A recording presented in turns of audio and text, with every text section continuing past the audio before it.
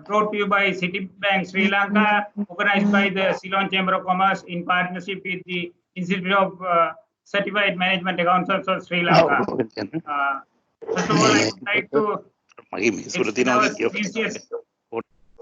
sincere thanks to Citibank for supporting us to conduct this webinar as well as a series of webinars. At the same time, to Institute of Certified Management Accountants in partnering with us and getting people on board for this webinar. At the same time, I would like to thank Mr. Sri Sahid, who conceptualized this idea and also has been, working tirelessly to promote agriculture sector in Sri Lanka. As you all know, I would like to first set some ground rules. Please keep your cameras off. At the same time, your mics muted. You all can post questions through the chat box. We will go through all these questions and take a representative sample of questions and post it to the panel of experts at the end of the presentations. And at the same time, we will keep a record of all these questions and try to answer them later on. At the same time, we are trying to, continue this discussion with the interested parties to, improve or expand the agriculture sector in Sri Lanka. So, I would like to first briefly explain the objective of this webinar. As you all know, in 1950, Sri Lanka, almost 50% of the people engaged in agriculture. Almost 48% of the GDP was contributed by agriculture. So we proudly used to say Sri Lanka is an agricultural country, agriculture economy. I think up until 1977, we would have continued more or less in the same lines. But after 1977, situation has changed. Today, although almost 28% of the population is employed in agriculture, it contributes only about 7% to the GDP. So there is, the private sector and as well as policymakers and the agriculturists have been highlighting the untapped potential in agriculture and also the opportunities for expansion. But due to various reasons, we have not been able to achieve the desired objective. So this COVID has presented a new opportunity. There will be a lot of import restrictions, food security is challenged. So therefore, there will be a lot of opportunities for expansion in agriculture. Already, Mr. Sri Sahid, through Agripreneurs Forum, has come up with a strategy paper to expand the opportunities in the for expansion agriculture. And Mr. Suresh Ellawal also, through Fruits and Vegetable Exporters Association, has already submitted a proposal to the Export Development Board. So the objective of today's seminar is to present you some of these proposals and discuss and basically start a dialogue how we can take forward this initiative and make Sri Lankan agriculture sector a vibrant sector of the economy. So without much ado, I would like to introduce the panel of experts today. First, Mr. Sahid, he is the current chairman of the Agripreneurs Forum, a newly established organization. At the same time, he is director of Vidulanka PLC. Everybody knows him through his earlier hats, the MD of Haley's Agriculture and also former chairman of National Agribusiness Council. Then we have Mr. Suresh Ellawala. He is the current chairman of Fruits and Vegetable Producers, Processors and Exporters Association. At the same time, he is the managing director and CEO of Ellawala Export, which is a pioneering agriculture export company who has been a trendsetter and a trailblazer in the agriculture sector of Sri Lanka. Then we have Dr. Ilmi Hewajulige, a leading researcher in food technology processing sector. She is the additional Director General of Industrial Technology Institute. At the same time, act as the Senior Deputy Director of Research at the same institute. He has done a lot of research and development work in the field of technology and agriculture. In addition to these three resource persons, we have also brought in Mrs. Gayanidhi Alvis. She is the current chairperson of Institute of Logistics and Transport. as well as he's the global vice chair of Women in Logistics and Transport. She has years of experience in the field of logistics and supply chain management. So she will join us during the Q&A session to answer any questions relating to supply chain and logistic pertaining to the agriculture sector. So, without much ado, I would like to, straight away start the, getting into the actual subject in focus today. So, Mr. Rishi Said, I know, although you are not a agriculturist by training, you have a passion for agriculture and you have done a great contribution to the field of agriculture through your former companies as well as through your various roles in trade association. And you have done this, uh, detailed strategy paper. At the same time, I saw you have brought it to the attention of the relevant authorities. So through that paper, you have very clearly highlighted the opportunities of expansion in agriculture, especially after this post-COVID situation. So I would like to invite Mr. Sahid to elaborate on his proposals to the government, how we can expand the agriculture in the post-COVID scenario. Over to you, Rishi. Thank you, Chandra. Thank you very much. Good morning, ladies and gentlemen. Really exciting to be here. As all of you are aware, agriculture is a subject that Sri Lanka revels in. We have a large, long tradition of being involved in agriculture. But sadly, over the last 40 or 50 years, particularly from the time of independence, although we have done a lot, the government has tried and made many attempts, but we have not really seen Sri Lankan agriculture transform from subsistence agriculture into really true commercial profitable agriculture. A lot of us know all of the reasons, but I think today with the COVID-19 situation, we have been forced, if you can call it, to really look at what the opportunities are. And particularly when it comes to the issue of the supply chain, because supply chain is the key. We have seen the symptoms of supply chain breakdowns. There are farmers from all parts of the country have had to contend with surplus outputs, big losses as well. And it's a real pity that the produce that they have could not have gone to market.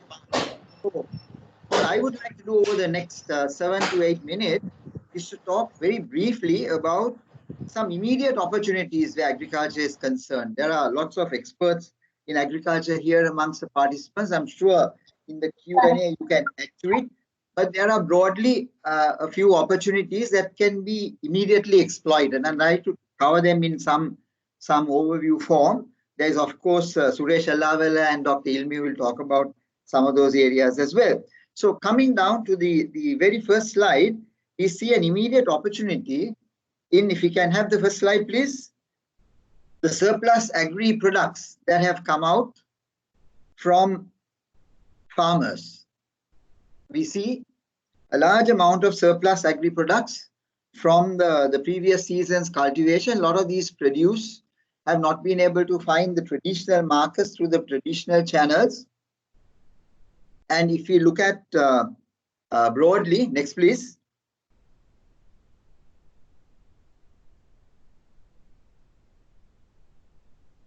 Yep, can we have the next slide, please?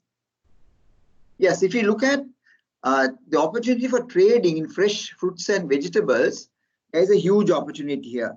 Now, in the next season that's upcoming, there is going to be a huge surplus because farmers in Sri Lanka don't have any other alternative but to put seed to the ground and to grow their crops. They depend on that income, they depend on that cash flow. Traditionally, they're dependent on the paddy crop. And I must say that Sri Lanka has made good strides where paddy is concerned. We get about 4.5 metric tons per hectare in terms of the national average, which is very good. But sadly, when it comes to fruits and vegetables, we have not made much progress. So now, with this COVID-19 situation and farmers having the tradition of growing, particularly fruits and vegetables, here is an excellent chance for us to tweak this to help to grow Sri Lanka's fruit and vegetable sector. Now, we can do this in many ways. First is to get the fruits and vegetables grown. There are a lot of things that are being done because currently the yields are still low. For example, if you look at the tomatoes, our yields, the average yield in Sri Lanka is about 18 metric tons per hectare.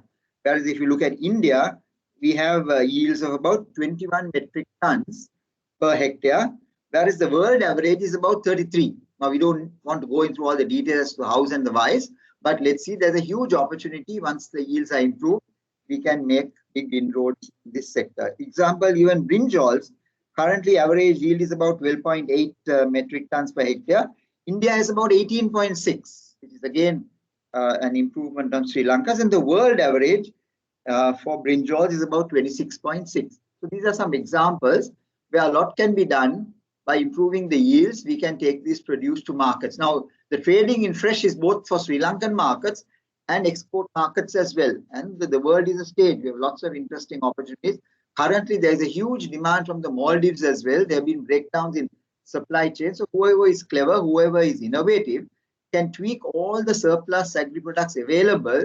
You have to do innovative things. If there are SMEs, if there are individual entrepreneurs already involved in this business, or people who want to go into it the first time, you have to do a lot of innovative things, particularly in the marketing side. Now, one of the issues that Sri Lanka has had is that we don't essentially grow to market. Throughout the ages, in Sri Lanka's agriculture tradition, apart from the paddy, for food security, we have looked at growing crops. We want to do the agricultural export villages. We are very production centric. But if we tweak this a bit and innovatively look at it from a marketing point of view and grow to markets and then design these innovative marketing channels, I'm sure there is a huge opportunity, great opportunity to exploit here.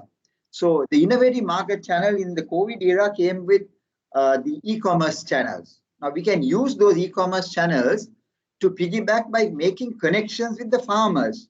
Today, if we have somebody who's interested to go into vegetable trading, the fresh even, if you link up with a group of farmers, say in Dambulla or Hambantota or in Jaffna, and create an innovative IT platform to have them registered with your company or yourself, and you can do the orders. Today, some of us, if we want products, we have to send our people to Norelia or to Anuradhapura or Dambulla to ensure that we gave output. So now these innovative marketing channels are very important. And here is an opportunity for innovative, creative young guys, not necessarily young guys, even not so young guys as well, to look for these innovative ways to approach the market to bring this produce. Now, there are a lot of issues. You have to have the post-harvest issues. We have 30-40% post-harvest losses. A lot of interventions need to be done. We'll talk about that in a while as well. But importantly, I won't dwell on this third point, which is the processing of fresh fruits and vegetables. And in Sri Lanka, from my period at Haley's, we were the first to really start to do this, to add value, to link with markets. The key here is setting up your agri-value chains. And we have models which are replicatable. For some reason, because we couldn't get the supply chain right, and maybe Gayani is here from who can talk about the supply chain. If we can get the supply chain right, we can offer a continuous stream of fresh fruits and vegetables for processing. And Dr. Ilmi will talk about it during her session. Next, please. Now, the next opportunity lies in creating the supply side. Yeah, if we can go into this concept of the nucleus farms, whether it's a nucleus farm or a standalone farm or a nucleus farm linked to outgrowers. And Sri Lanka has got a good examples of successful models like this. Now, this is necessary because Sri Lanka, the land holding is small. We don't have much land, and a lot of the land in the hands of the state. So we can't get these large land parcels of 100, 200, 500, 1,000 acres. So we have to look at nucleus farms. And if there are people interested in investing, the demand for food is going to grow. That is very clear, whether post-COVID or even before, with increasing lifestyles, with improved incomes, with global various types of shortages due to climate change issues, etc. The demand for food is going to increase. And there's new demand also in various types of health, food, wellness products, etc. So how do we do this? And what is the opportunity for us? whether we are an SME, an individual entrepreneur, or somebody already involved in agriculture, what do we need to do? So we have to put our foot down somewhere. We have to find a way to set up a small farm, whether it's 50 acres. I know several of people whom I know, some of them are lawyers, some of them are businessmen, some of them are interesting guys who have done other things. They have bought small parcels of land in Dambulla, 50 acres, 20 acres, and they have not been able to make a success of it because of various reasons. I have told them, don't give those up. They're looking to sell or change. It is now the time, the opportunity is right because of COVID, with all the impetus, the need for food security, the need for food, and Sri Lanka is going to have this going forward. We don't know how COVID-19 is going to pan out in terms of the food supply chains. So there is an increased demand for food, and the mechanism to make available this food is through a model of nucleus farms or standalone farms. And that's an individual choice that each entrepreneur or SME or investor needs to look at. Now, here's another huge demand that is coming up, which is the import substitution crops. Sri Lanka imports large amounts of the big onion. I won't go into the statistics and details. Dry chilies, the potato, mung, cowpea, etc. And these crops are going to get into short supply because our traditional supplying countries, India, etc., are going to require this. They're going to close, they're going to shut down, and they're going to require their own domestic consumption. So either we have to grow it ourselves or forget about big onions in our menus. But we can't do that. We are used to it. So we have to find ways. And Sri Lanka can do this, can do the import substitution in a very profitable way. There are approaches to be done. Right now, the Department of Agriculture is also supporting to try to get down enough bee onion seeds. Sri Lankan big onion seed production is not yielding the right numbers, the yields as well as the costs. So there are opportunities, and I think this can clearly be exploited. Next.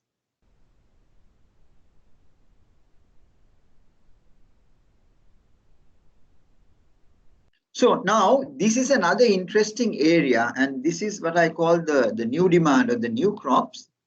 For example, particularly in the COVID situation, a lot of the countries all over the world, in Asia included, are looking for resistance, the crops that help to build resistance against diseases that can support us. And Sri Lanka has an amazing slew of crops that can fit this bill, from the turmeric to the ginger, the garlic, medicinal plants, the superfoods. We started, for example, with moringa. I remember at Haley's, we had set up a good supply chain, the superfoods.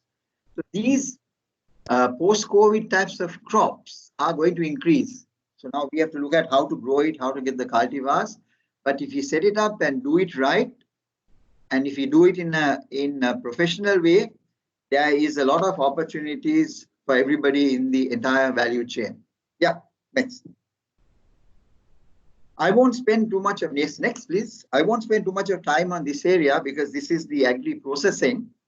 But all I would like to say is that globally, I can talk about the market. This is an amazing market. Now, companies like Ceylon Biscuits, Munchie have done an amazing job in converting rice into value-added products. There are a lot of small-timers experimenting with rice cereals. And globally, if you make the right connections, and this is very important, either we have to work through with the Export Development Board, or if you have the resources, today the web is a huge resource. You can make your connections, get into relationships with people who have their own brands, their private labels, or processors of intermediate food products globally in Europe, the US, Japan. I'll talk about Japan in a while. So there's a huge amount of demand for processed fruits and vegetables, including the traditional rice as well. Juicing, canning, bottling, a lot of potential if you get it right. And Dr. Ilmi will talk about this in some detail as we go along. So let's move on to the next point. This is an important area. Next, please. Is in the area of agri-storage and logistics. This is an area that Sri Lanka has struggled with quite a lot. Recently, a good investment was made in Dambulla for cold storage. But I always use this example of the cold storage for potato in Bangladesh. In Haley's, we went into Bangladesh in the late or mid 1990s. And there the storage situation for potatoes was solved by putting up these big cold rooms. It was like a warehouse receipting system.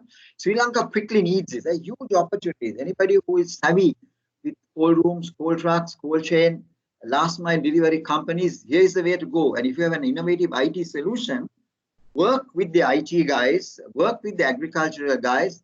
There are amazing possibilities to set up good storage. Now, even His Excellency, the President talks about district level initiatives. It is possible even to set up these cool rooms and cool chain systems even at district level. Yep. The next area of opportunity is a good one, not looked at. Largely, it has been in the hands of the state. If you can have the next slide. And this is in the area of plant breeding and nurseries. Now, as you all know, the best yield comes out if you have a good plant. If you have good seed and you have a good start to a plant, then we have good yields. And in Sri Lanka, sadly, as I gave you the example of the tomato and brinjal, so many other vegetables, the dry zone vegetables, we don't get the good yields.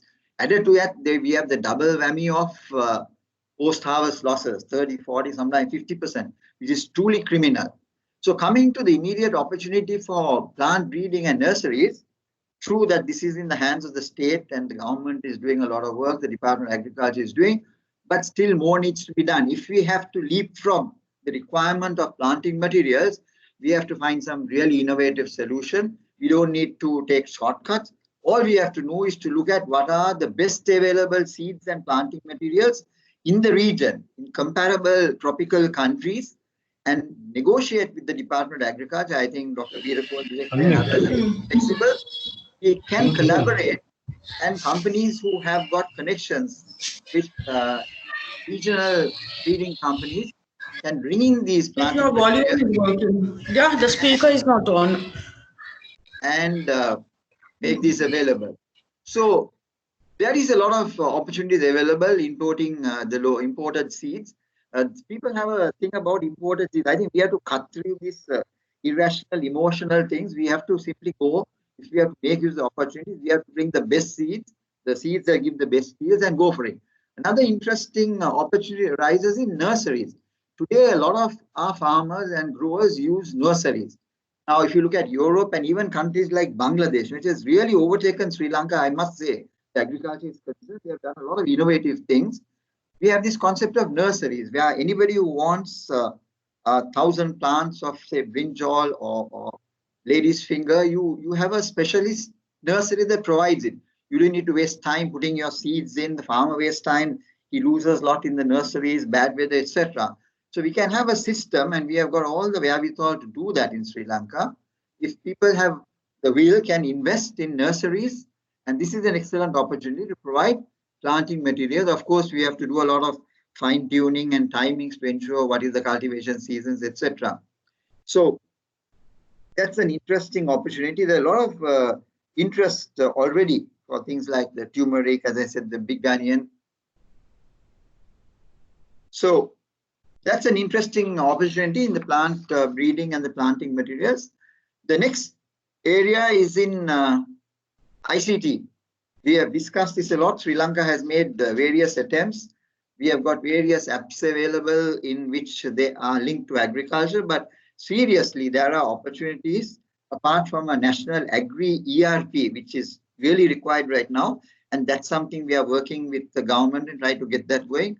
Many attempts have been made in the past, but we really have not been able to tweak ICT into agriculture. And I think this is something that is an opportunity. A lot of small apps have been developed, and these are providing some value. There is the GoVipal app. But I remember at Haley's, I initiated even the use of drones to map, looking at soil, looking at agriculture. So this is possible to do, and we have to bring it fast now.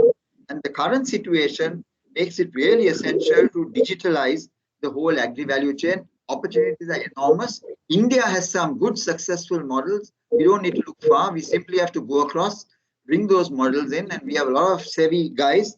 There are innovative companies in Sri Lanka. I know one, Sense Agro. Absolutely fantastic group of guys who are looking at all the precision agriculture. They're working on. There is the Hatch, the innovation hub in Sri Lanka. They're also very keen, Jeevan Nanam and his team, to bring ICT and all these digitalization agriculture, the opportunities emerge. I think we are at the threshold of a takeoff where use of IT in agriculture can really make a huge impact. And I would urge anybody who has a love and passion for agriculture, together with that for IT, to really look at the opportunity, and this really can make a big impact and utilize the opportunity for advantage of agriculture. The next opportunity is an interesting one. I'll just take another minute, Chandra. I hope I'm not overstepping my time. Is in the area, very recent one. And I think Atullah is here. We spoke about the Japanese. Japanese are now pulling out of China for a lot of their various reasons. And the Japanese agri and food companies are looking for alternative areas for investment. And I think Sri Lanka offers excellent opportunities because we have a diversified range of products. Some examples, for example, sweet potatoes. Japanese were very keen with sweet potatoes. So there are a lot of investing opportunities from the Japanese, and we should exploit it. We all know that the Japanese take time to go through this, but if we start the process and we look at the opportunities, match with the Japanese SMEs, and some of our SMEs need to be given the introduction, and we can start those conversations and discussions, how we can divert the Japanese investments that are pulling out of China to bring them to Sri Lanka. I think we are a little bit late already. Some of them are going to, Japanese are going to Vietnam and India, but it's really possible for us to plug into this extremely interesting opportunity. There is also the opportunities when we find that when we work from a market, sometimes the production boundaries in Sri Lanka are not adequate to feed a global supply chain if we make the connections, the big companies in the US, etc., or in Europe. So therefore, there is knowledge set up change linking sources in Bangladesh or Myanmar or even Africa. Right now, yes. Rishri, sorry for disturbing you. I think if you can finish in a minute or two. I'm about to finish. Thanks. So this is very interesting to look at geographical and other diversification. I'll leave this final opportunity, although home gardening is a little romantic. It is a useful thing for people to get interested in agriculture, particularly young people, and there are enormous opportunities in this area. So these are some insights into the opportunities available. I'll hand over to Chandra, and then we'll come up again for another round of questions after we finish the presentations from both Dr. Ilmi and Suresh. We talk about medium long-term opportunities also during the discussion. Over to you, Suresh. Over to you, Chandra. Thank you very much, Rishri. As I told you, you are very passionate about this subject, so you have taken a little bit more time, but it doesn't matter because you shared wealth of information and very good opportunities. So now I would like to give the opportunity to Mr. Suresh Ellawala, Chairman of the Fruits and Vegetable Exporters Association.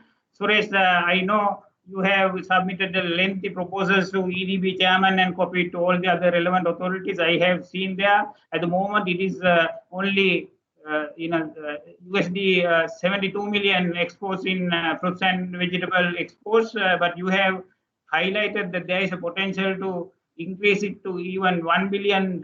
So it is a huge jump, although it may be very ambitious, but your proposal very clearly articulated how we can make reap this untapped potential. So without going into details, I would like to invite you yourself to explain these in detail, especially focusing on the opportunities in the fruits and vegetable sector. Over to you, Suresh. Thank you, Chandra. And I thank the Ceylon Chamber of Commerce for inviting me to make today's presentation. I think I may not be able to go into all the details of some of the recommendations that the association has made, but I will try to touch on a few areas that would be interesting for the listeners, right? I think the events of the past couple of months has enabled all of us to take a step back from the continuous frenzy of our day-to-day lives and ponder upon a few deeper realities. I think what has hit us hardest is that something which we usually take for granted, the smooth functioning of the food supply chain. Supermarkets have spoiled us. Limitless choices, long opening hours, and there's invariably one or more store for you to drop in on your way home. Circumstances have changed so dramatically that this is no longer the case. We now have many challenges in front of us, and with those challenges, opportunities. How do we prevent the food supply chain from collapsing again? The rupee is on a roller coaster ride, putting tremendous pressure on us to limit imports. How do we ensure that we meet the basic needs of our people, especially for those items that have been regularly imported? Next, please. Yeah, trends. Let's look at a few of the trends in the fruits and vegetables sector and see. No, let's stay with the trends, please, and see how we can capitalize on them. Some of these trends may be more relevant to the domestic market, where others are more relevant to exports. I would like to talk today about food safety, eating local, and e-commerce. In addition, with emphasis on export opportunities, I would like to speak about health, nutrition, therapeutic, and immunity boosting products, vegan and organic products. Next, please. Yes, in going into fruits and vegetables or the agriculture sector, I think the key requirement at the moment is food safety. More and more people are concerned with how a crop is grown, what amount of chemicals, if any, have been used during cultivation and during post-harvest processes. Now we have the additional concern about sanitation during handling.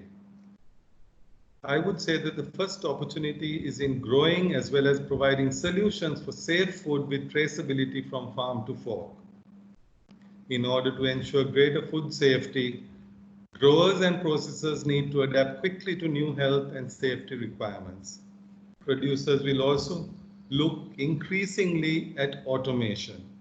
The restriction of movement, the new workplace hygiene rules, along with social distancing, have reduced the productive capacity of businesses. Automation, where possible, will enable companies to maintain high levels of production and food safety. Next, please.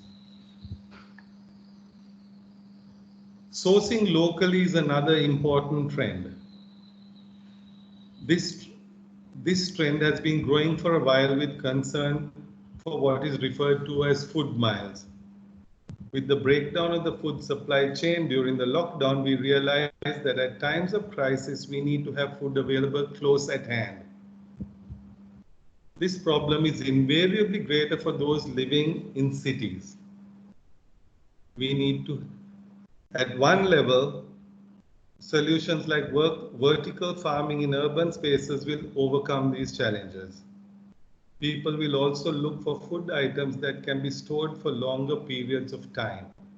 We will see an increased demand for dried fruits as well as tinned products. Though we would like to source locally, the fact is that we import many essential food items. I think Rizvi raised this as well.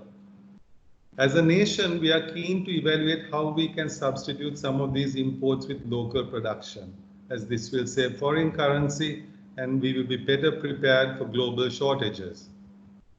The Lanka Fruit and Vegetable Producers, Processors and Exporters Association has submitted a document to the Minister in this regard, making our suggestions and highlighting some of the challenges.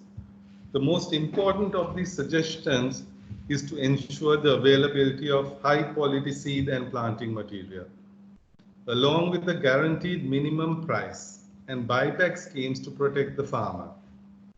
We also have emphasized that it is with greater economies of scale that other nations have produced these items at more affordable prices. So if we go into import substitution with our existing agricultural model, we will be challenged in being able to meet both demand as well as the prices at which we are currently bringing these products in from other markets. Next, please. E-commerce and distribution. The next significant opportunity we have is in improving our distribution system. I think this is, very obvious to everybody. The current situation has caused a huge lifestyle change and forced us to embrace solutions based on technology. Anyone who has a smartphone or access to the web has by now ordered food online and received a home delivery. But we must be aware that opportunities lie in providing sustainable solutions that give the consumer value and keep them engaged. Sustainability will only come from the enterprise's agility in adapting quickly to changing needs. Along with the closure of economic centers, farmers had great difficulty selling their produce. This resulted in a huge increase in activity on the agricultural produce digital platform Govipala. There will be continued increase in interest for e-commerce solutions that enable farmers to market their produce at better prices. Digital solutions alone will not solve the complicated issues of getting food from the farmer to the consumer. Improvements also need to be made with the development of better post-harvest handling, logistics and warehousing, along with the establishment of cold chain networks. Next, please. I'll talk a little bit now about the export opportunities. As an association, we have members who are exporters, producers and processors. But our greater focus has been with exports, and producers and processors in our association are those who are primarily aligned with the export sector. In order to obtain optimal results from this sector, it is important that both fresh and value-added exports continue to grow side by side. Most often, the best prices for fruits and vegetables are obtained by fresh produce, while the processed sector supplies larger volumes at reduced prices. In order to have a sustainable export business or to develop a sustainable export business in the fruit and vegetable sector, companies must comply with international standards as required by the buyer and the market. Organic and fair trade certification are two such methods of meeting international standards. I want to highlight the Sri Lanka GAP, SL GAP, or Good Agricultural Practices program initiated by the Department of Agriculture. This is a very affordable standard for growers, and adopting it will really get you in the right product standard level to get into the export supply chain. As Sri Lanka's production volume is limited and quite often prices are higher than those of our regional competitors, we have to maintain our focus on quality, service, and compliance to capture orders. This is very essential. Consumer demands for products that have health, therapeutic, and medicinal properties continues to grow. The current demand for coconut-related products is a result of these trends. The COVID-19 pandemic has also increased the demand for food items that can boost our immunity. Products like turmeric, citrus fruits, peppers, broccoli, ginger, garlic will see increased demand. Sri Lanka also has a host of lesser utilized fruits and vegetables that have many of these characteristics. Anoda, Mahadang, Nelli, pomegranate, belly, dibulla, some of them. Products like Kottamalli, Gotukola can be further promoted as herbal products with immunity boosting potential. We are all well aware of these characteristics and have a long tradition in using them. Product development must focus on eco-friendly packaging, sensory appeal, and making it available in a ready-to-use format. Another interesting trend is that many people in most countries are consuming less meat. This is linked to both health and environmental concerns. While eating less meat, they are looking for products that can supplement their diet nutritionally as well as provide the feel of eating meat. The growing demand for young jackfruit or polos as a meat substitute for vegans is a result of this trend. I would like to highlight one last opportunity, and Rizvi may be able to share some experience on this later on. We are a small island surrounded by the ocean. Our land resource is limited and our freshwater precious. 43% of our land is already under agriculture. How much, or do we have much more land that we can afford to open up for agriculture? However, the vast Indian Ocean around us can open new opportunities for us. While a few projects have been initiated already, the potential for sea-based vegetable products is far greater than what we have achieved until now. Well, that brings us to the end of my short presentation. I hope I have been able to place some ideas in the minds of the viewers on the opportunities available. I look forward to responding to any questions later on. Thank you. Thank you very much. Thank you very much, Suresh. You gave a lot of practical examples and highlighted the opportunities in the fruits and vegetable sector. You are a practical man. You have contributed a lot in the R&D field by bringing in new varieties. At the same time, in the new technology area, spearheading this goipolar LK and things. So you are an authority on this subject. Thank you very much for highlighting all those opportunities with practical example. Before moving on to Dr. Ilmi, I would like to again make a humble request from all the participants. Please switch off your cameras and mute your mics. Still there are a few disturbances, so please switch off your cameras and mics, please. At the same time, now in a little while we will start answering questions and your queries and questions. So please start posting your questions on the chat box so that we can answer at the end of the session. So, Dr. Ilmi Hewa Julige, you have years of experience. You are a leading researcher in industrial research, specifically focusing on food technology and agro-processing. In Sri Lanka, now both Suresh and Rizvi highlighted enormous potential in the field of agriculture, but at the same time, there is a huge complaint and grievance. A lot of fruits and vegetables go waste as post-harvest losses. At the same time, there is less value addition and processing. But you have research, and there are a lot of your products, and the initiatives in the market already. So I would like to invite you to elaborate on agro-processing and value addition opportunities available in Sri Lanka and how we can, make this realize this untapped potential. What do you, Dr. Ilmi? Okay. Hi, Bowen. Good morning to all of you. First of all, I would like to thank the Ceylon Chamber of Commerce for for organizing this timely event and inviting Industrial Technology Institute to share the information. So please let me to share my slides.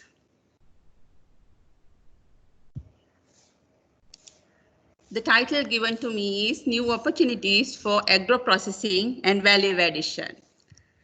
So Sri Lanka, being an agricultural country, is blessed with a wide range of fruits and vegetables. So we have more than 50 varieties of fruits in Sri Lanka. However, most of these fruits are underutilized.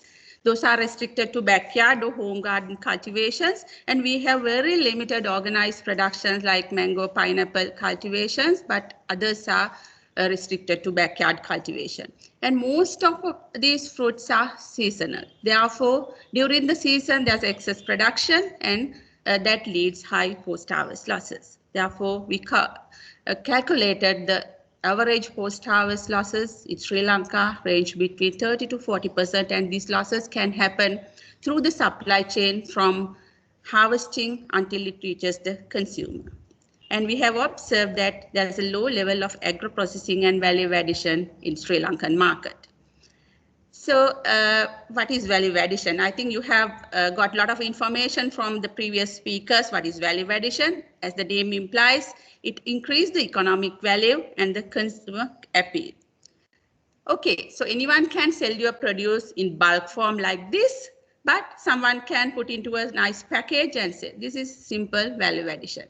And also you can add value to your primary production, as the previous speakers mentioned, the conventional agriculture, the conventional growing systems, you can change to organic farming. That is value addition. Then GAP certified, good agricultural certified product traceability, guaranteed product to the market. That is a big value addition. And also food safety guaranteed, maybe comply to local and international standards for your food processing, and also maybe agriculture, the cultivation. So that is value addition.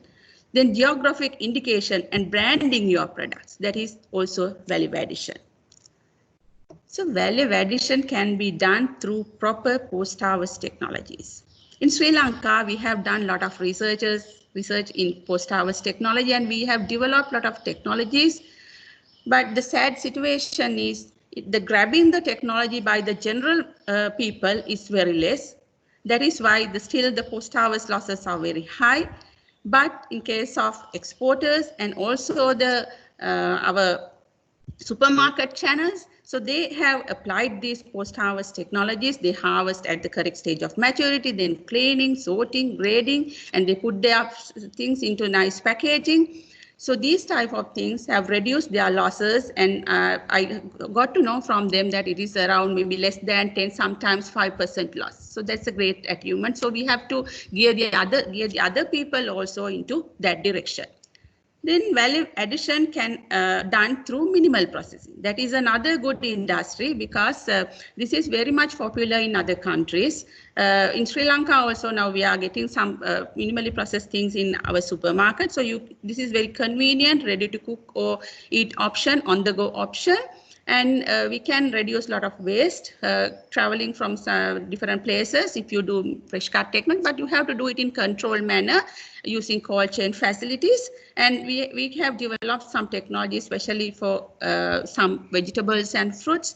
And some of our clients, they sent this minimally processed jack to other countries, Australia-like countries as well. So this is a great opportunity in that area.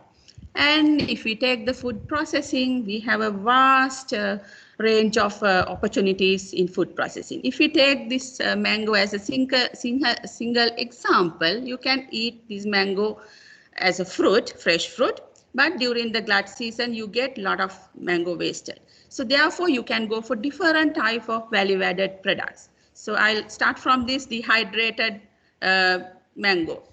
Then you can do dehydration in different ways. So I heard someone explain, someone mentioned about the IQF, yes, freeze drying, IQF. So there are different technologies to do dehydration.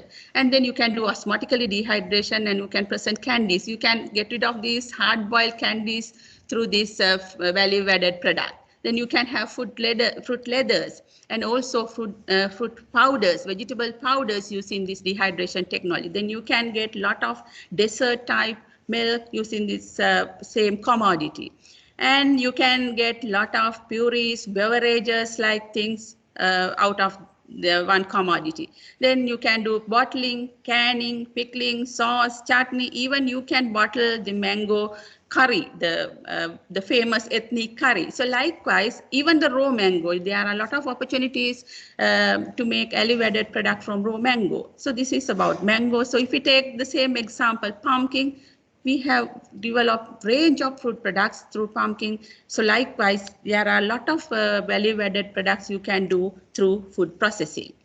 I like to share some of our experience at ITI, what we do, the new innovations we have done to replace some imports or as import substitution. So we have developed tomato paste using locally grown tomato like Tilina and Tarindu varieties. So you can get the similar taste, similar quality, and very equally matching tomato paste of imported tomato paste from local varieties. So we have that technology. So it is that means we can utilize our local tomato for tomato puree processing. And also we introduced the first isotonic drink in Sri Lanka, isotonic lime drink.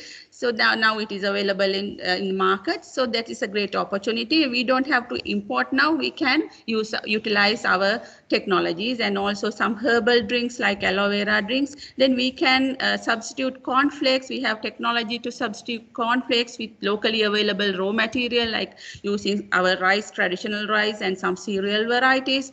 Then glucose syrup. The corn syrup is imported to Sri Lanka for our confectionery industry, but we have the technology from manioc and broken rice. We can make glucose syrup, so that is another good industry potential. And we have developed bio-coating using as an import substitution. In Sri Lanka, we have developed and we commercialize that product, so that is available. So likewise, now the recent technology we are working on is the frozen French fries from locally grown potato, because it's really difficult to make French fries using our potato varieties, but we were able to do that. So likewise, we have great opportunities to match some international products and develop some products using our local raw materials as import substitutions. Not only the food products, we have the capabilities to utilize some waste material as well. So I like to share some information what we have done at ITI.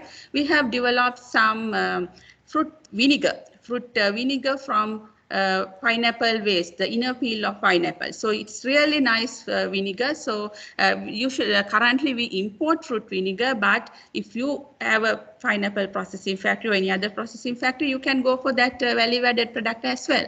Then you can you can have some antioxidant-rich beverages from mangosteen peel. We have already done, then garcinia peel. So likewise, we can utilize some waste material. So pectin, we import pectin from other countries, but we have developed the technology to extract pectin from passion fruit, pumpkin, tamarind seed, like waste products. And also rice bran. So rice bran is, earlier it was wasted, but now I think in Sri Lanka we have established a rice bran oil extraction facility. So you can extract rice bran oil, as well as you can stabilize the rice bran and incorporate this rice bran into other food products to make them functional or make them increase their health properties.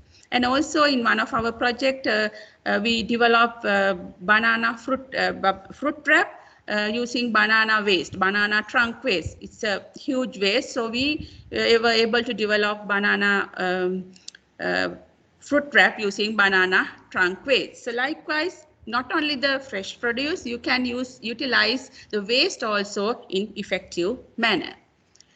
So the other important opportunities, I think the previous speakers also mentioned about these things. Anyway, I like to stress that health food, there's a vast opportunity within Sri Lanka, as well as in other countries, export countries, export opportunity for health food, and as food medicine or nutraceuticals. So we have number one, cinnamon in Sri Lanka. We have moringa, good quality moringa in Sri Lanka. So we can make capsules like nutraceuticals through these value addition for these things. And also there's a very big demand for low glycemic food, because a lot of people are suffering from non-communicable diseases. There's a demand for low glycemic food. So we have developed multigrain bread that is clinically proven to low glycemic, and we are planning to launch that technology also. And the herbal-based beverages. There's a big market for herbal-based things because of this COVID-19 pandemic also. The importance of herbal beverages came into the picture. And also, as the previous speakers mentioned, the vegetarian food. There's a big demand for vegetarian food. We get a lot of requests from industries to make vegetarian food for their markets, and also functional food. So we can utilize these underutilized food crops and make them utilized, and we can make some antioxidant, anti-cancer properties rich beverages as well as other food items. And also energy boosters. Now that is the topic talking by everyone. So we can make some energy boosters we have already done, and we have started some research on this to make some energy boosters using locally available medicinal plants as well as some fruits and vegetables. Not only these technologies, you can do some value-added services also. So one suggestion I can make you, because you know that a lot of post-harvest losses happen during transport system. So our transport agents claims that they cannot bring the empty plastic crates in their lorry when they are coming back from the markets. So one can start a business on plastic crate supplier and empty plastic crate collector. So you can have a washing plant and wash the crates, and that's maybe a good business for private sector. And also you can act as a cold chain management service supplier or service provider. With this COVID system, we experience the door-to-door delivery system. It's very convenient, and also e-commerce, e-marketing. So that type of opportunities are there with us now, and I hope we can have very fruitful Sri Lanka in future with all these opportunities. Thank you. Thank you very much, Dr. Igmi, for highlighting the value addition and processing opportunities available in Sri Lanka. I know, not only ITI, there are many other research organizations doing a lot of R&D work, but making this R&D work commercialization and bringing them as innovative products into the market, especially the export market, is another challenge. So I think during the Q&A session, we can answer some of these further details on these areas. So now I would like to all three of you very well articulated a lot of opportunities available in the agriculture sector in general, fruits and vegetable sector particularly, and then in the processing and value addition field. So I would like to now, again pose a few questions. True, all these opportunities are available, and this is not, some of these proposals are not completely new. We have been talking about these in various forums and all these organizations, National Agri Business Council, Fruits and Vegetable Exporters Association, all of them have from time to time have brought in some of these proposals. So first of all, I would like to ask this Rishi Zahid. Rishi, can you explain, what is preventing us in realizing these potential or exploiting these opportunities? What as private sector, what can we do? What do you expect from the government policymakers to realize this potential and make it a reality? What do you, Rishi? Yes, Please thank take you. 2 to 3 minutes. 3-4 minutes, since we are running out of time. Yeah, thanks, Chandra. I think the key here in addressing the issues is getting our yields up, particularly for fruits and vegetables. This, as I said in the beginning, is related to the varieties, and we need to fast track this, getting the yields up. And there's a whole range of crops and yields. Some of them we didn't talk here. I think in the chat boxes there is requests for what about potential for passion fruit and avocado. Those are amazing crops, even Hass avocado, apart from regular avocado, amazing demand and which can be grown here. The key is how do we get the yields up? And I think there's a lot of work being done. The industry, the growers, the various trade associations working closely with the Department of Agriculture, Ministry of Agriculture. There's Agri Modernization Project that was set up with World Bank and EU assistance. Those are all work in progress. What we have to do is now speed those up. Those are taking bureaucratically too much of time. And there are processes also for getting planting materials, high yielding varieties, improving the agronomy. That's one aspect, getting the planting materials and the yields up, and government has to support. There is no agricultural extension service, so there has to be an IT platform. I think that also is coming through to get the extension work and the technology transfer. There is the 7 agri techni parks that are being set up under the World Bank project that has to be hastened up. But the most important thing is land, and this is something I've been talking about a lot. The government has a lot of land. Even the railway department has a lot of land. We've been talking about having a land bank. We've been talking about this. Maybe now is the time to take the bulls by the horn and get this one-stop shop for agriculture. And that's another question that's put on here. We have too much of ministries in which agriculture is spread across. Now, thankfully, we have got agriculture, Mahavali together. Hopefully, that will get consolidated going forward. If we have one focal point, it's very easy for an investor to come in and get from the land to the technical service to all the other services that we have got on. So, land is a huge issue. And today, I mean, if somebody wants to get 50 acres or 100 acres, it's a huge song and dance.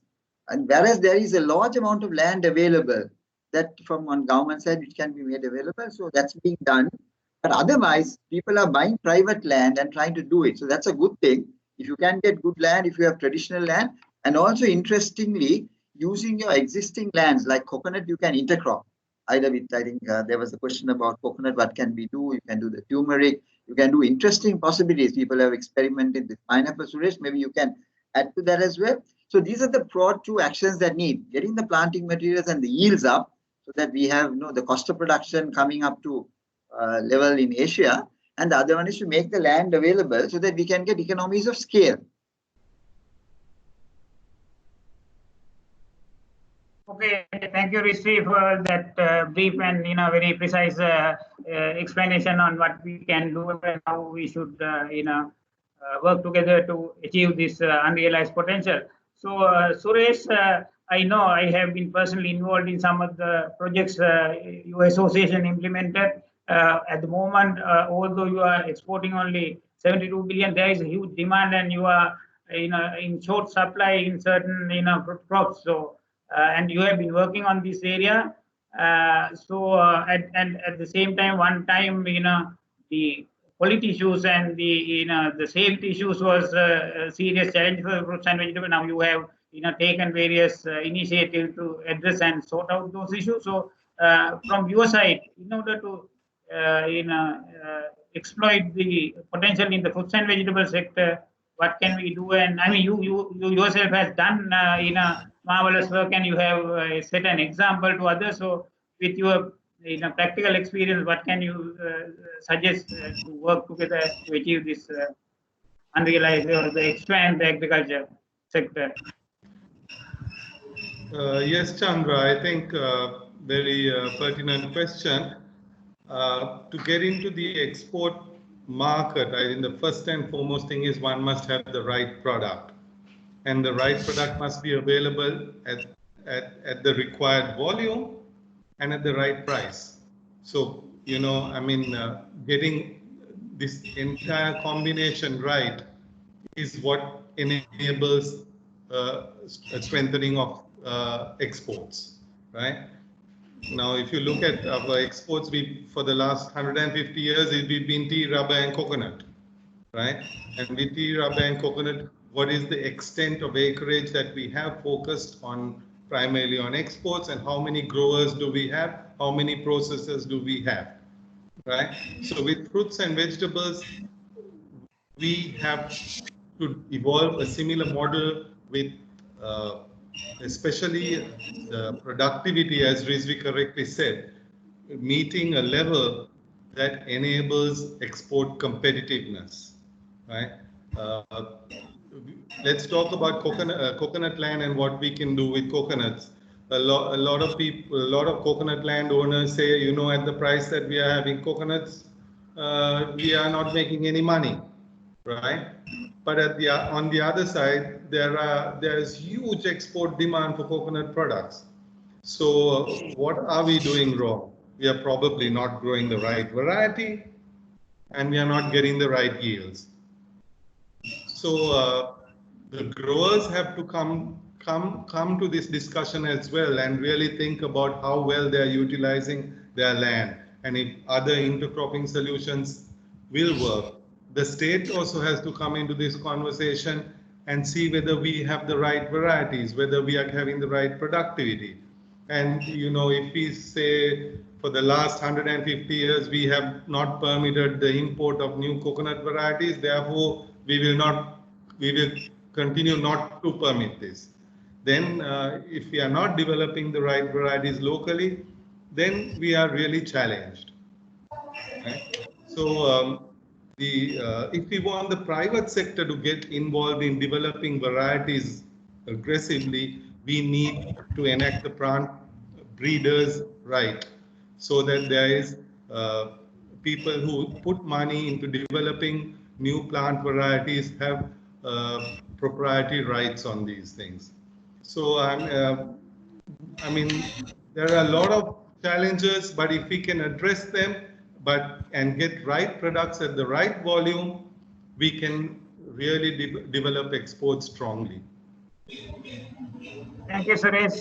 As both Rishi and Suresh, you have done lengthy proposals, and we this is not only just a discussion. Definitely, after this webinar, we will work together in various association affiliated to chamber and all the other interested parties to make these address these challenges and make these proposals a reality. So thank you very much, Dr. Ilmi. Thank you very much. In your presentation, you highlighted a lot of new areas, new products available, but the challenge is in a laboratory or in a R&D situation, all these are possible. But when it comes to bringing them to the market and making it a commercialized product, there are various challenges. I don't know, is it the high cost of production, or is it lack of adequate marketing, or is it lack of economies of scale? Due to whatever reasons, it seems that we are, although we have a lot of research and development, the commercialization has not become reality, and sometimes imported products and other artificial products have better market access than our products. Can you elaborate on what are these impediments and how we can address those? Yeah. Yes, Mr. Chandra. Actually, to start a value-added, now we talk about some value addition and value-added businesses. So to have value addition, actually, we have to have good quality produce. So good quality produce, a continuous supply. So that is a big challenge. So if you want to set up a food processing facility, you have to have continuous supply of your commodity you are going to process. And also the post-harvest losses I mentioned before. So there should be some policy intervention to reduce post-harvest losses also. So once it is brought to the market, we cannot use for processing. So we have to have solid plan for that also. So this much of quantity should go to the market, and this quantity should go to the processing facility. So otherwise we cannot use because you know that for the markets they use improper packaging. So we cannot use those things for processing. Therefore, we have to have solid plan for that. And also we have to, the technologies. As you clearly mentioned, not only ITI, other institutions in Sri Lanka have developed a lot of, they have done R&D and they have developed a lot of technologies. But I see the private-public participation, the collaboration is little bit less in that area.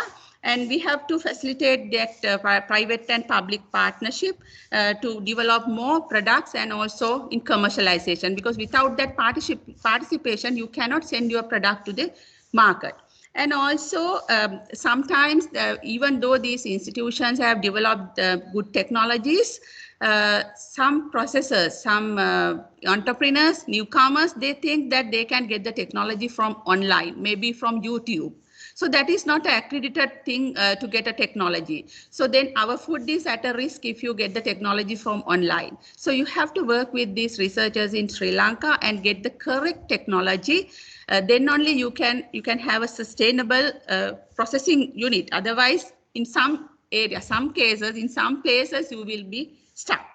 And also, I want to tell you that another important thing, the policy intervention you have to do, like we have to facilitate import substitution through local produce. But as you clearly mentioned, sometimes when we do technology development and commercialization, there are some legal barriers to introduce into local market. Sometimes the imported commodities you can easily put into the market by pasting only the expiry date on the label. But in our case, in our products, it's really difficult to go to the market. So we have to clear those barriers for our inventors and also for our innovative products to go to the market and also for proper commercialization.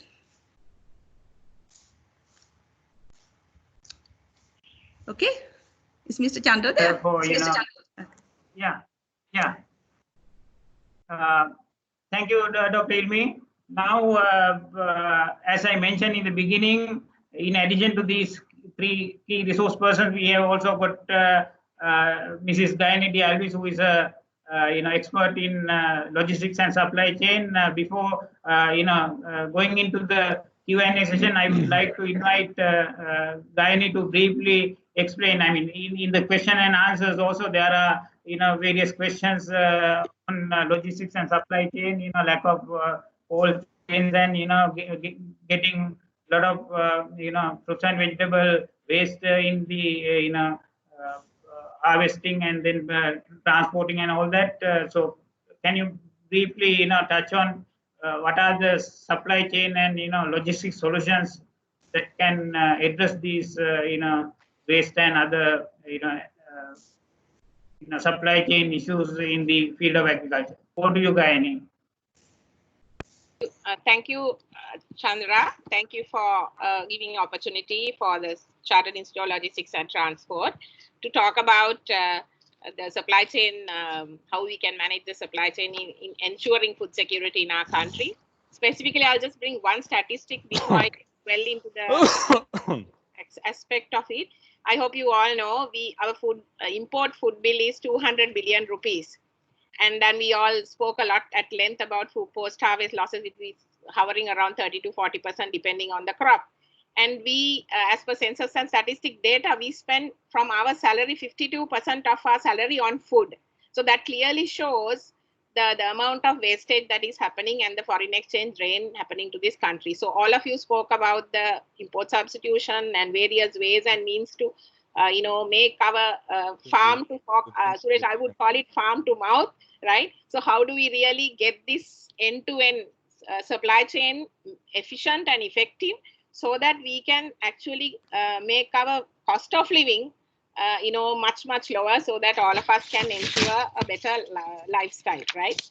So I think just a bit of background, and I mean, what is supply chain is all about is from the point of origin, in that this case it is the farm, and until it is consumption, that is all of us when we consume. So all activities that happens in between is called supply chain. So what we really need to understand is, do we really know our supply chain? Have we mapped it?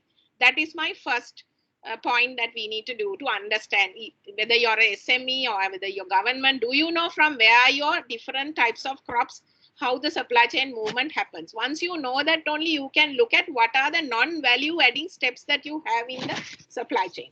Total production system clearly says if you have non-value adding activities, please remove it, because consumers are not willing to pay for that non-value adding things that you do. So for example, I'll just pick up 1 or 2 things that we do as non-value adding things. We do so many, we have so many touch points in our supply chain. So this is a very contentious point. If we can remove the intermediaries, we have so many intermediaries in our supply chain. 40% of the total costs go to them. So how, if by, it's a politically sensitive thing as well. How do we really do that? In other countries, they have done it. So how do we really look at in a phased out manner so that we are in a position to do that? Some other companies have already done that.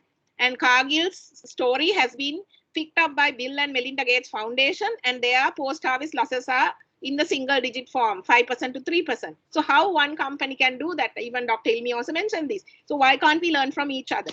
Directly going to the farmers. Even President John F. Kennedy said farmers should be treated as a very important person in the society and give them a guaranteed price. So 50% of the retail price should be given to the farmer. So I'm not prescribing, but what I'm saying is, in certain countries there are models available so that we can ensure our supply chain is more viable. So supply chain is all about demand supply management.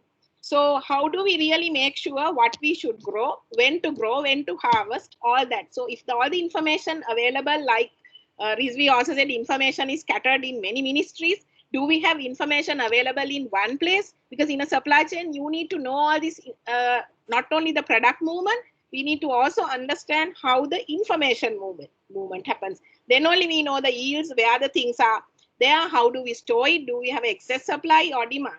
So I'll pick one or two areas. The biggest problem that we have is the logistics space, the storage and transportation. Some of you briefly touched on that. We don't have enough adequate cold storage facilities in our country. You cannot just store it when you realize that you have excess supply. You need to plan for it. Supply chain is all about managing the demand, managing the supply, managing the processing, the distribution, and the logistics, the transportation and storage as well. So how do you really manage that? So we need to understand, when fulfilling the demand, how do you track this demand at different locations?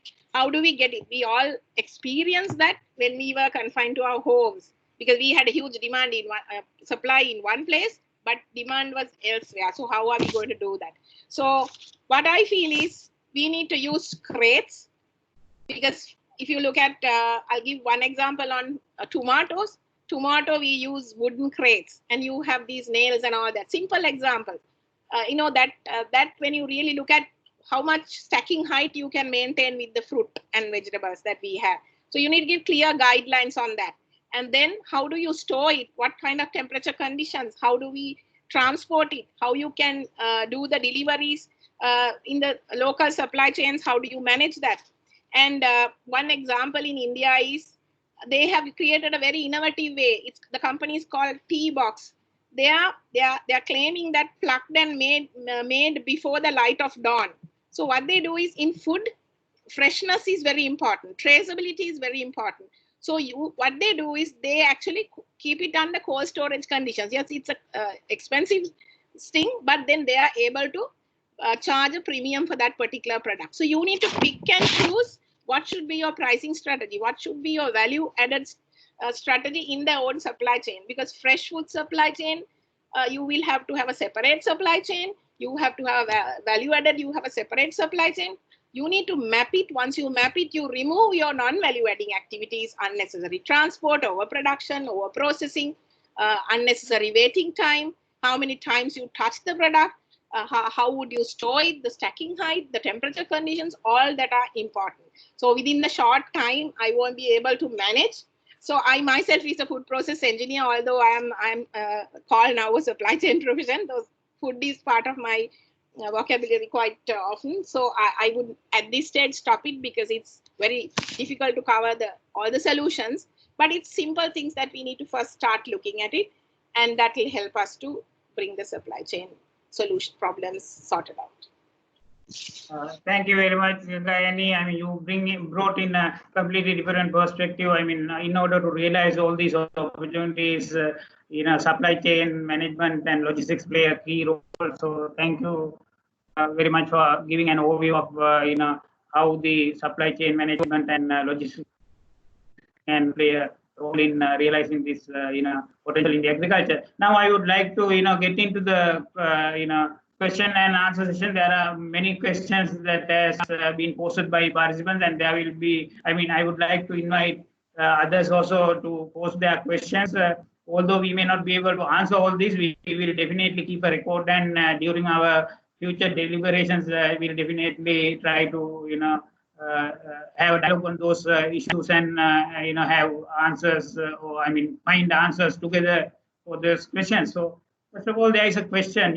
We talk about cold chains, introducing new technology and so many different things, but Sri Lanka has one of the lowest agricultural productivity in the world and in the region. And so the question is, can we be competitive in the export market with this low productivity?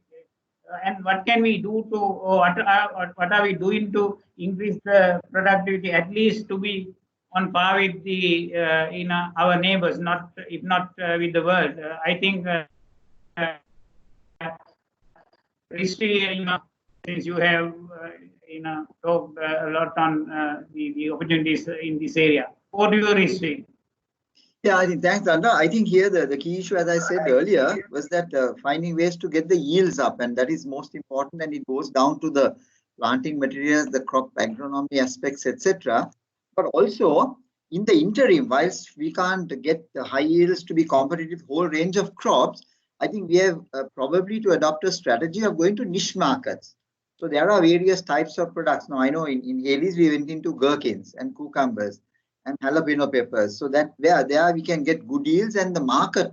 And if you start with a grow to market paradigm, then you approach it in terms of niche markets. And I think that's the way to go. But definitely long term, there is a clear need, as I said, for fruits and vegetables to get our yields up. So that comes from a combination of the right planting materials, getting the economies of scale, and then setting up these nucleus farms as well as outgrowers. And I think there are one or two questions relating to land as well. So if you can't get all the land in large areas and new parcels, we can go in for the system of having nucleus farms and having the economies of scale. So it's a multiple, and it can be done. It's just that we need to have strong leadership to take decisions to cut across these areas. If we have to take a decision on planting materials, we have to go to one ministry and one department. If we have to go about land, we have to go somewhere else. If you have to go to water, it's somewhere else. If you have to get approval for processing, the Export Development Board is another area. Now, Export Development Board has a lot of information. So I think there is a clear need for this one-stop shop. I hope government and policy is working in that direction, starting with this district-centric framework. But Sri Lanka has the potential. Let's start with the niche crops. I mentioned moringa powder, as Dr. Ilmi also mentioned. There are issues. We have to make sure that they are properly taken care of. They're properly treated. So even if you do moringa in capsules or in value-added teas, then the turmeric and a lot of others we can approach, the superfoods, and then gradually go up the scale. Even crops like somebody posted the passion fruit also has huge potential, and with value addition, even with avocado. So I think the question is to getting the yields up, and that is the starting point. Maybe Suresh might have something to add to that, because a lot of the exporters had these problems of competing. Again, other one is a good example is pineapple. Sri Lanka is to export a large volume of fresh pineapple, and then we went into value-added, dehydrated pineapples as well. At our cost of production, we have to get a target price of about 45 rupees a kilo farm gain, which was almost nearly impossible. Of course, now with the tourist market also down, we may not be able to, get a lot of pineapple coming in, but the whole supply chain for pineapple got disrupted. So there is a need for work on getting the cultivars, the planting material, and they have to go hand in hand. The Department of Agriculture, the Export Development Board, and the entrepreneurs. And there are many people willing to invest in it. Suresh, you'd like to add on the yields? Yes, Suresh, I would like to pose this question. There is a question, there is a lot of demand for passion fruits and butter fruits, avocado. The participant is asking, what is preventing us in exploiting this opportunity? There is a big demand, and what can we do to promote passion fruit and avocado cultivation in Sri Lanka and make them exportable products? Actually, Chandra, in the last couple of years, our association initiated a project to look at value addition of fruits and vegetables. And the scope of that project was really to see how we could broad-based cultivation of a few crops for exports in order to make our fresh viable, as well as encourage more value addition so that a farmer can sell his entire crop, right? So we focused on banana, papaya, mango, pineapple, and passion fruit was the fifth crop, right? Because we see that these crops have had a traditional demand from Sri Lanka, and we have the scope to expand this cultivation and our exports, right? We have to, at some level, acknowledge that we will never be the cheapest source of supply, and one doesn't need to be the cheapest source of supply, right? So if we are not the most price competitive, we have to look at other ways in which we can compete in the market, right? Branding is one key aspect, right? Certification, quality, organic, reliability, ensuring that whatever pesticide residue levels are within the accepted norms, right? So we have to, as Rizvi said, stay within niche markets and target customers who are more discerning, who are not really chasing after the large volumes at the best possible price. So if we evolve a strategy on those levels, we can, considering that we are never going to be the largest manufacturer, we can develop enough demand in relation to what we can grow. Thank you. Thank you. Thank you, Suresh.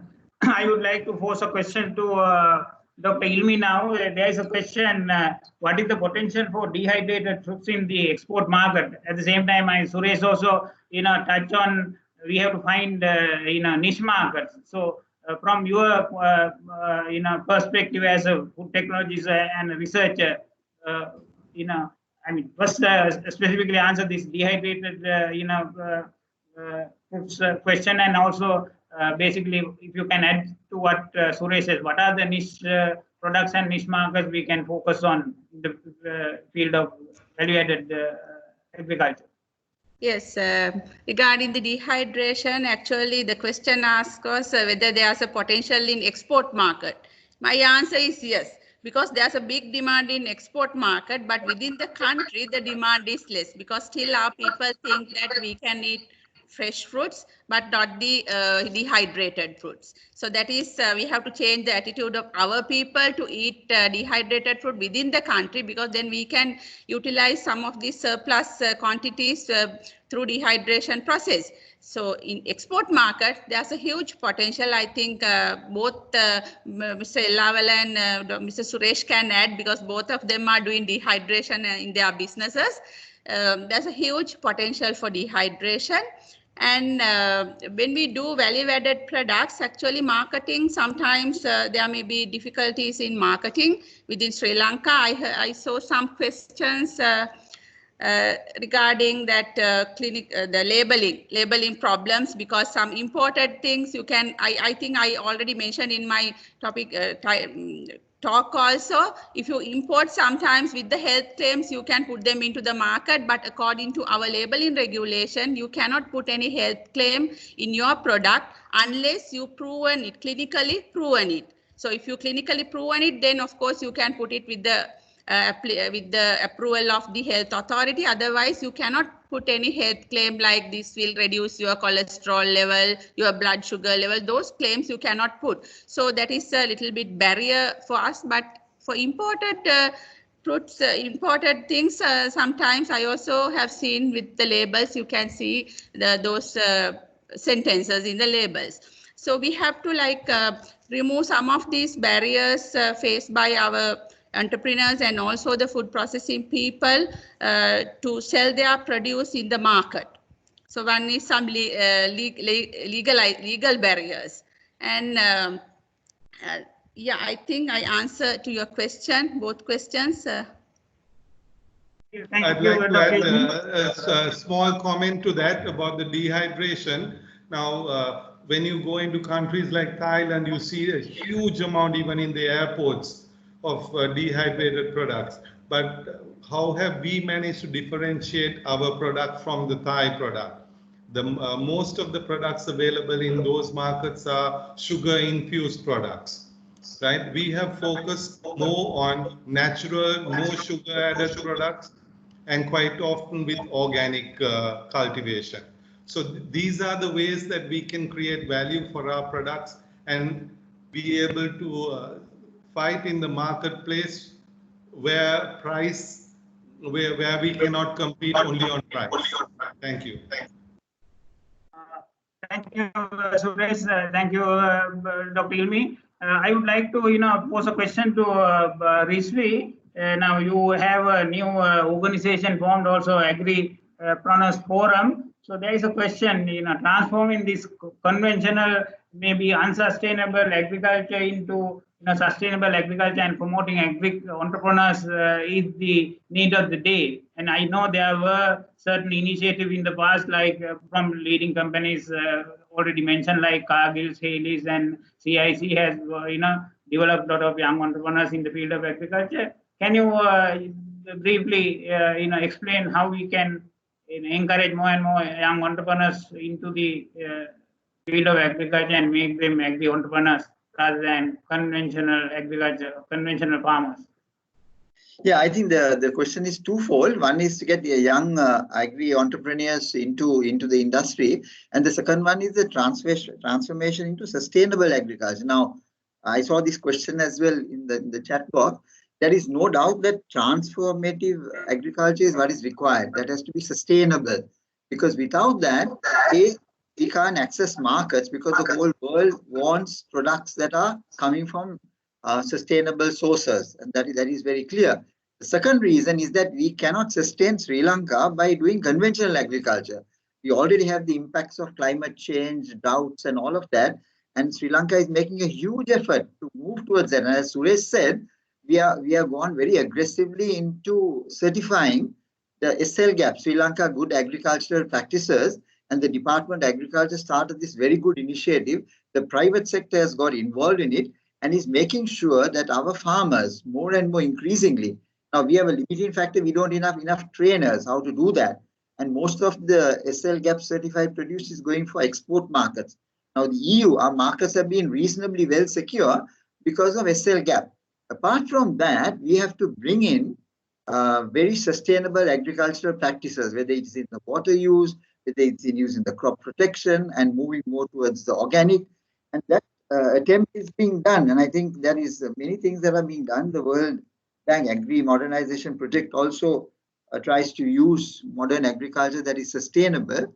And that's clearly a way to go. And there's no doubt, even for products available in the supermarket. Can I intervene this? There is also a question, regarding this technology, providing new technology at an affordable price will be the key to encourage more and more young people to get into agriculture. I mean, we are talking about all kinds of new technology, drone technology, precision agriculture, micro irrigation and all that. But those are, at the moment, bit expensive and not affordable to ordinary farmers. So, from your perspective, as a person who has been actually involved in this field, what can the government do to encourage or promote new technology to these young agriculturists?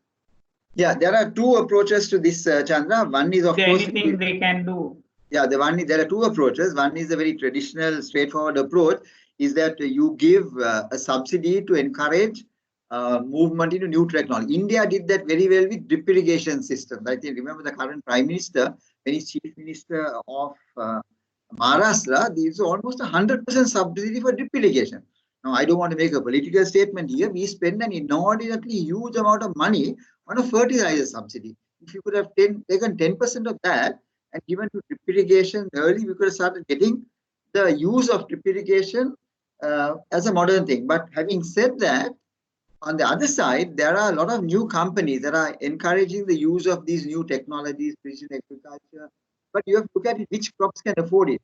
If you see some of the salad crops that are coming here, there's honest greens, there are quite a few other that they're doing quite well. You have to get your act right. You have to make sure there's good management of those greenhouses, that the money you invest in is well done. You have good agronomy practices. So it is possible, but we have to address it on these two fronts. There are new technologies available.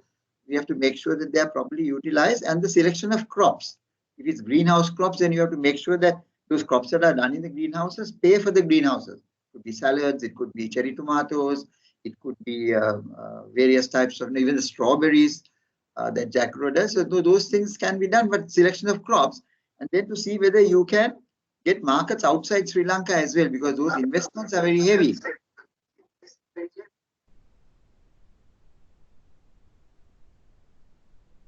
Okay, I have a question to Mrs. Anity Alvis. Also, there is a question. Are there any agriculture value chain digitization projects being implemented in Sri Lanka? Or are there any, at the moment? And can you just touch on this? To my knowledge, value chain supply. To my knowledge, Chandra, I think dialogue is part of this global GCMA movement, and then they are part of that. They did a pilot. I can't hear you.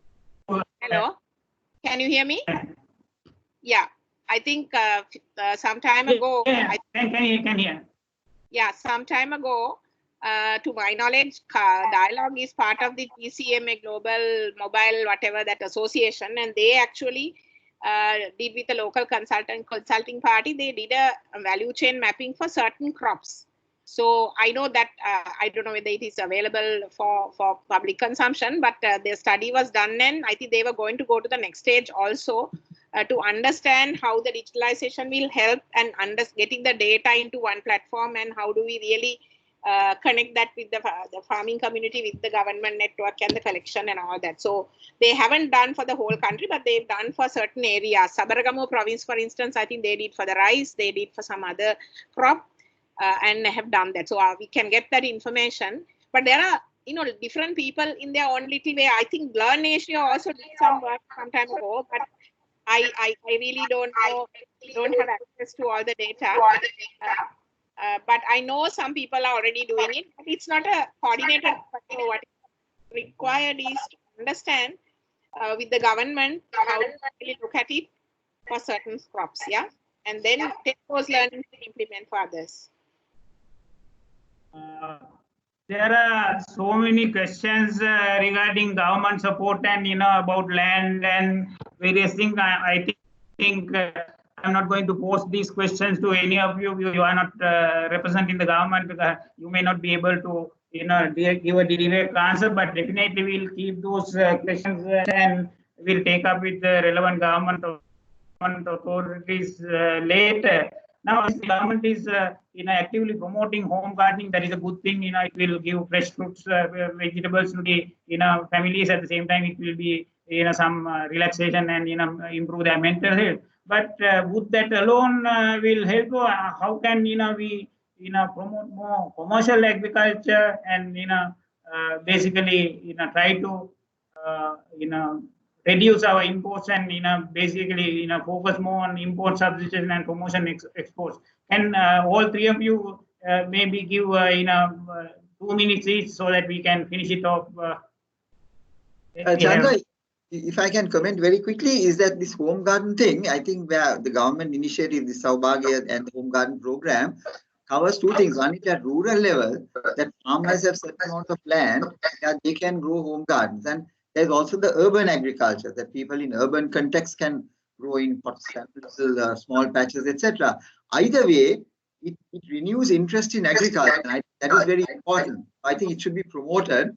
And there is a lot of seeds and planting material being made available. It's not very commercial, but at least people can get renewed interest in agriculture. Maybe it can give a few grams or a few kilos of output if done in a home garden. But at rural level, has the scale of making farmers using the little patch to grow in addition to the other livestock or other things. Suresh, can you also touch on this subject? Yes, Chandra, I think this is one thing that we've been trying to prevail upon the government, is also that the Department of Agriculture's primary focus is on nutrition and food security, which obviously is extremely important. But the fruit and vegetable sector, there is no real government agency or government focus on developing exports. Right? There's a Department of Export Agriculture. They focus on a few spice and commodity crops. There's a plantation ministry that focuses on tea, rubber, coconut. So all these different agencies are concentrating on their own little domain with little focus on the total picture. So as Rizvi previously said as well, it would be great if all of the agriculture related departments can come under one ministry. That should include even like livestock as well, or fisheries, right? And then we can build one cohesive approach to this problem, rather than everybody, dragging and, trying to, maintain their own territory, right? And one other thing that I would also like to mention is that seed and planting material, the starting point is the key to success, right? And whatever bottlenecks that we have should be addressed and removed. If we don't resolve those issues, which we've been having here for a continuous number of years, we will not be able to reach our true potential. Thank you. Thank you, Suresh. Dr. Ilmi, over to you.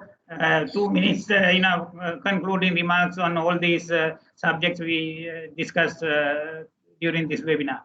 Yes, first of all, that home gardening and import substitution, I want to say something, because home gardening will provide some food security for their home, so they can get some toxin-free, good quality fruit and vegetables for their family. But import substitution is another angle. It's another scenario. So we have to plan. If you want to do import substitution, then we have to do our crop planning according to the requirements.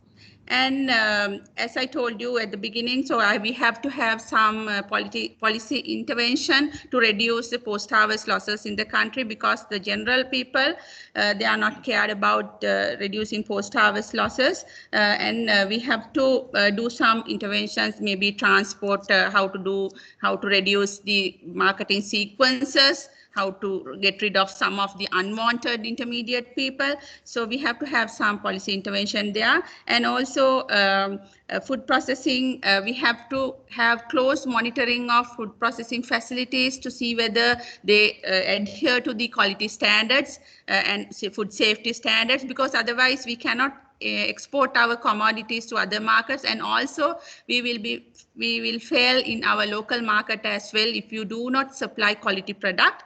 And finally, the crop planning is very much important. If you do import substitution or any product in Sri Lanka, otherwise you cannot have sustainable processing industry if you do not get continuous supply and good quality products. So that's why I am emphasizing the good quality products, because we cannot use whatever the wasted product or excess product if we have not planned at the beginning.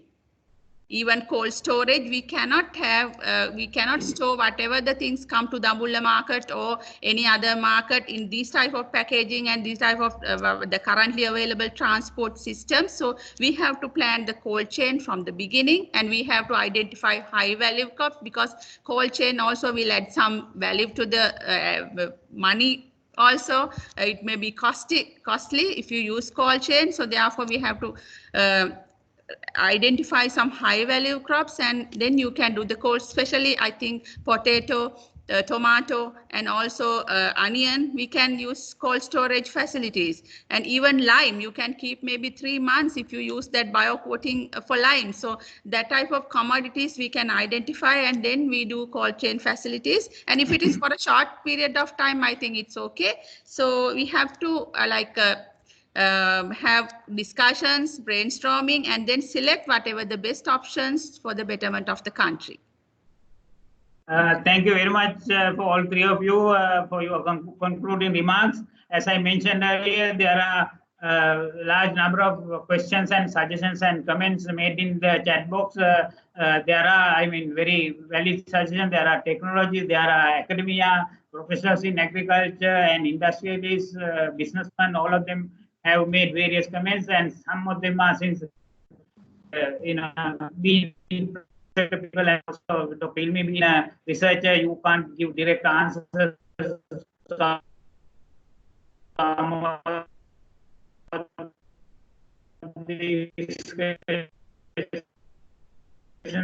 we will not take up with the relevant authorities in our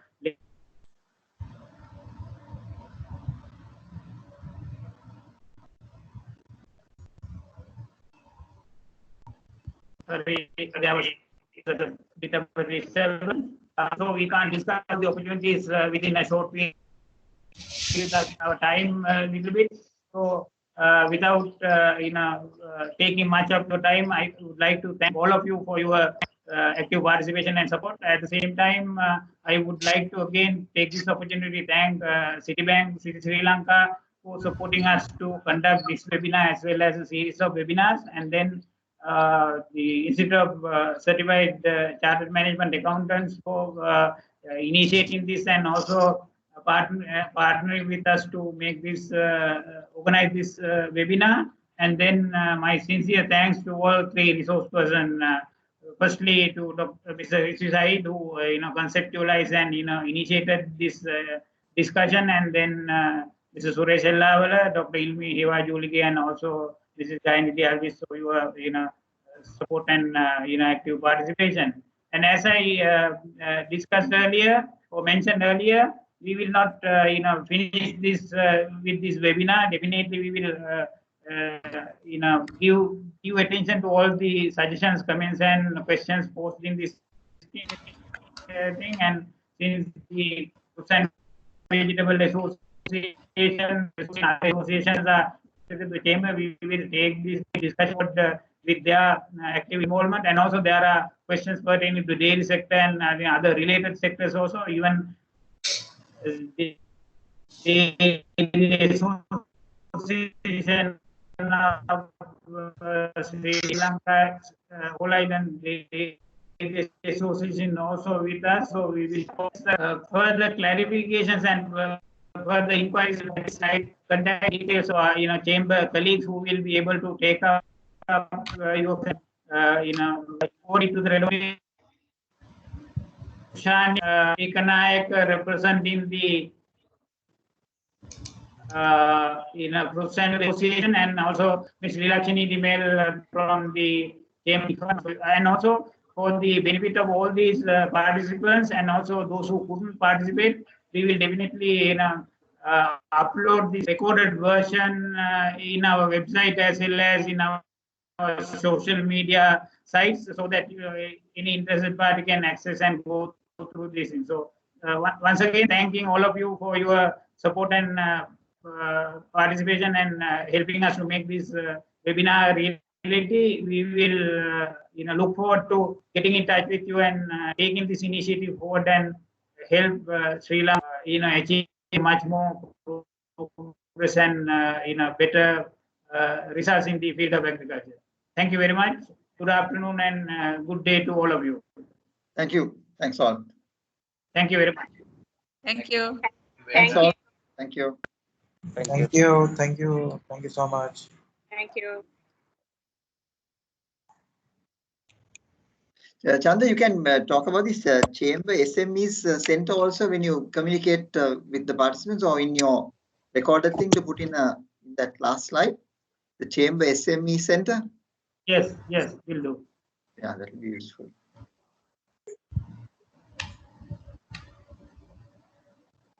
Right, Chanda, thanks a lot. Thanks, everybody. Thanks. Thank you very much.